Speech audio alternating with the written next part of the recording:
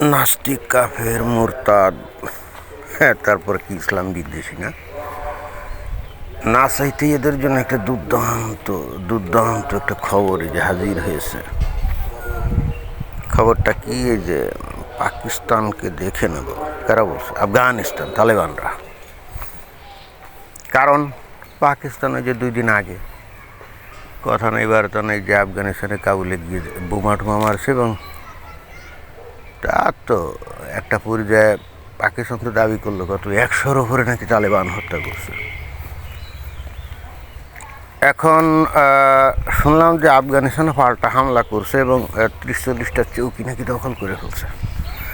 ঘটনা সত্য নাকি মিথ্যা কে জানে, কিন্তু টোটাল ঘটনাটা এটা তো ইহুদি নাসারা, কাফের, নাস্তিক, মুরতাদ, ইসলাম বিদ্বেষী, এদের জন্য কি দুর্দান্ত একটা ভালো খবর না? এখন এরা কিন্তু বসে বসে রঙ্গ তামাশা করবে, হাসাহাসি করবে, তাই না? মুমিন মুসলমানদেরকে নিয়ে একেবারে হাসাহাসি করবে, বলবে যে দেখো এই যে পাকিস্তানেও সহি মুমিনদের দেশ, আর তালেবান তাদের সাথে সহি মুমিন তো দুনিয়াতে আর নাই। তো এরা এখন কেন নিজেরা মারামারি গোলাগুলি করছে? ইহুদি নাসারা, কাফের, নাস্তিক ওরা আনন্দ করে বলবে যে এইবার এরা নিজেরা মরুক, এবং এদের প্রতি দেখবেন যে কারো কোনো সহানুভূতি নেই। ইন্টারেস্টিং ব্যাপার হলো এটাই দেখবেন যে পৃথিবীর কোনো দেশ থেকে কাউকে সহানুভূতি জানাচ্ছে তাও না, অথবা পৃথিবীর কোনো দেশ এদেরকে বলছে না হ্যাঁ এই তোমরা যুদ্ধ করো না, তাও না। দেখবেন যে এখানে যে যুদ্ধ করছে না পাকিস্তান আর আফগানিস্তান, মনে হবে যে আরও চতুর্দিক দিয়ে এমন একটা পরিবেশ যেন আরও বেশি করে যুদ্ধ কর। এবারে এখানে যত বেশি যুদ্ধ হবে ততই মজা, এরকম একটা ভাব। এবং তার চাইতে মজার খবর হলো বাংলাদেশের যে তৌহিদি জনতা, তারা তো এই যে তালেবানদেরকে দুনিয়ার একমাত্র খাঁটি মুসলমান হিসাবে গণ্য করে, তাই না?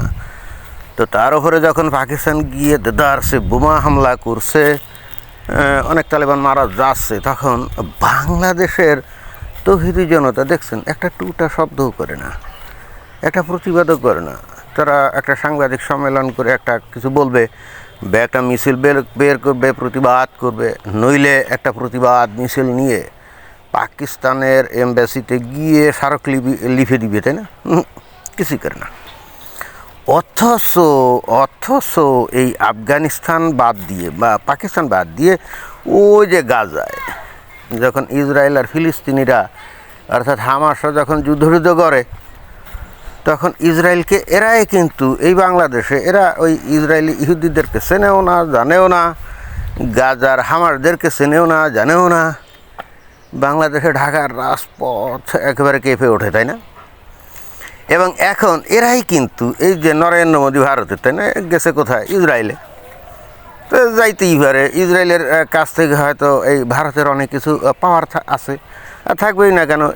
ইসরায়েলি যে হাব অব মডার্ন টেকনোলজি, ছোট্ট একটা দেশ, তারপরেও তারা টেকনোলজিতে কত উন্নত, অতএব তারা তো অনেক কিছু অফার করতে পারে যা ভারতের নাই। দেখবেন যে এইবার বাংলাদেশের তৌহিদি জনতা এই যে ইসরায়েলে গেছে, এই যে মোদি, আরে ভাই মোদি তো মুসলমান না, তাই না? আর ওই ইসরায়েলের ওরাও তো মুসলমান না।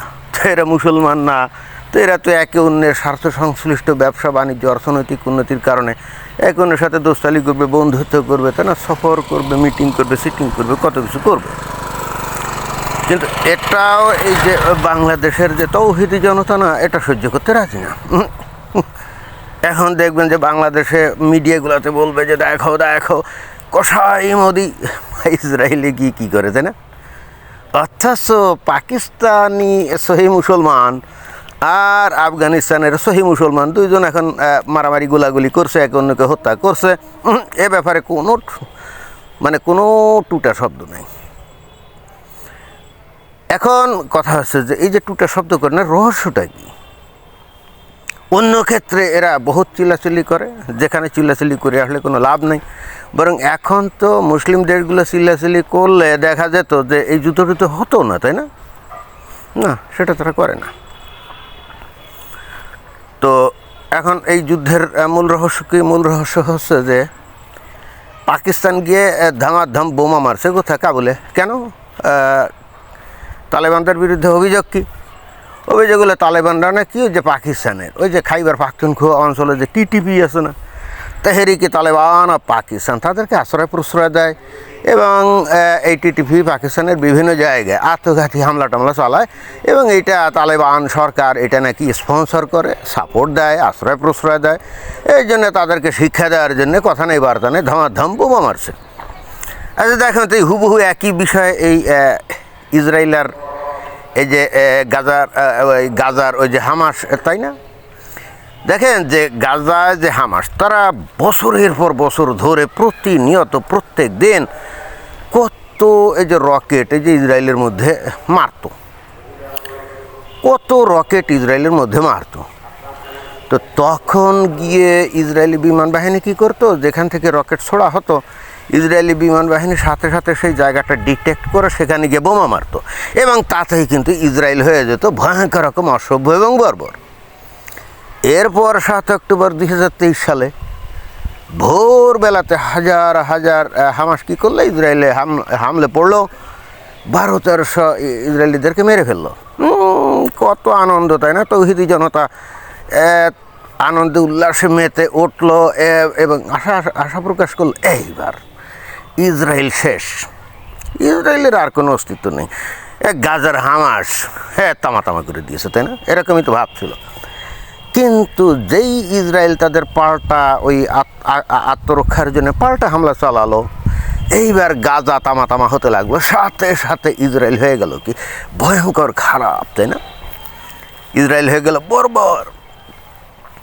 কি অদ্ভুত ব্যাপার। অর্থাৎ মুসলমানরা বলতে চাচ্ছে যে তারা যেখানে ইচ্ছে খুশি তারা ধর্মীয় আদর্শ দ্বারা তাড়িত হয়ে বিশ্বব্যাপী জিহাদের অংশ হিসাবে যেখানে সেখানে আক্রমণ করে অমুসলিমদের হত্যা করবে, তাদের বাড়িঘর দখল করবে, তাদের ধন সম্পদ নারী গনিমতের মাল হিসাবে নিবে এবং এটাকে অ্যালাউ করতে হবে এবং এটা করলে কেউ তার প্রতিবাদ করতে পারবে না, প্রতিরোধ করতে পারবে না। This should be allowed for Muslims, তাহলে কিন্তু ঠিক আছে। কিন্তু যদি আত্মরক্ষার জন্য পাল্টা মার দেয়, ব্যাস আপনার চাইতে বর্বর অসভ্য আর দুনিয়াতে কেউ নাই, আপনার চাইতে বড় কসাই আর দুনিয়াতে কেউ নাই। কি অদ্ভুত ব্যাপার না? যাই হোক, এই পাকিস্তান এবং তালেবান এই দুই দেশের সহি মুসলমানরা অন্তত একটা জিনিস প্রকাশ করে দিচ্ছে যে আসলেই সহি বা খাঁটি ইসলাম বলে দুনিয়াতে কোনো কিছু নাই এবং সহি মুসলমান বা সহি মুসলিম বলে এই দুনিয়াতে কিছু নাই। তাই যদি হতো তাহলে বলেন তো এই যে এই পাকিস্তানের মুসলমানরা আর আফগানিস্তানের মুসলমানরা কীভাবে পরস্পরের সাথে লড়ালড়ি করে জীবন দিত, একে অন্যকে হত্যা করতো? How is it possible? কোনোভাবেই পসিবল না, তাই না? অন্তত এরা এই একটা জিনিস আমার মনে হয় যে প্রমাণ করে দিচ্ছে। কিন্তু তাই বলে কি দুনিয়ার বাকি মুসলমানরা কি এখান থেকে কোনো শিক্ষা নিচ্ছে না? তাও নিচ্ছে না, নিবেও না, কারণ তারা শিক্ষা নেওয়ার জাতি না এবং এটাই হলো তাদের জন্য একটা বিশাল ট্র্যাজেডি। ধন্যবাদ।